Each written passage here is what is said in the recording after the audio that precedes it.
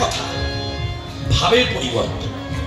অতএব কথাটা আমি এখানে উপস্থাপনা করব, সবাই ভক্তি ভরে শ্রদ্ধা করবেন। এই কলিযুগটি কেন থেকেও দূরদর্শিতা ছিল চৈতন্য দেবের, যিনি স্বয়ং ভগবান কলিযুগে। মাত্র 14 বছর বয়সে তিনি সকল শাস্ত্রকে করাপ্ত করেছিলেন। এটা যেমন তত্ত্ব, তিনি তো ভগবান, তিনি সর্বজ্ঞ।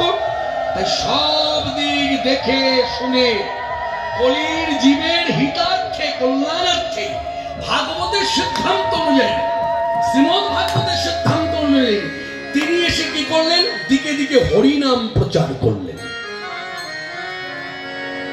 প্রদান হচ্ছে হরে কৃষ্ণ, হরে কৃষ্ণ, কৃষ্ণ কৃষ্ণ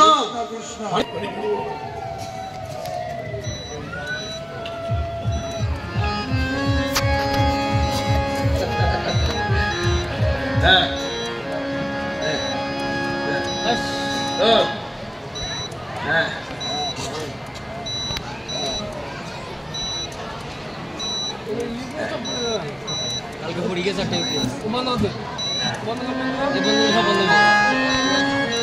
সব বন্ধ লাইভটা সব কেটে যাবে। এবার তৃতীয় কথাটা কি বলা হলো না, জনিগত মন, কি পুরুষ কি নারী। এই কলিযুগে কেউ যদি ভাবে ধ্যানে বসবো, হবে না, করবো হবে না, আহুতি হবে হাতে, মন থাকবে না। যার জন্য করে শাস্ত্রজ্ঞ ভগবান চৈতন্য দেব তিনি শ্রীমদ্ ভাগবতের সিদ্ধান্ত অনুযায়ী তিনি হরিনাম দিলেন। হরিনাম দিল কেন? প্রশ্ন ছিল কেন? আচ্ছা, জীবের কি প্রয়োজন?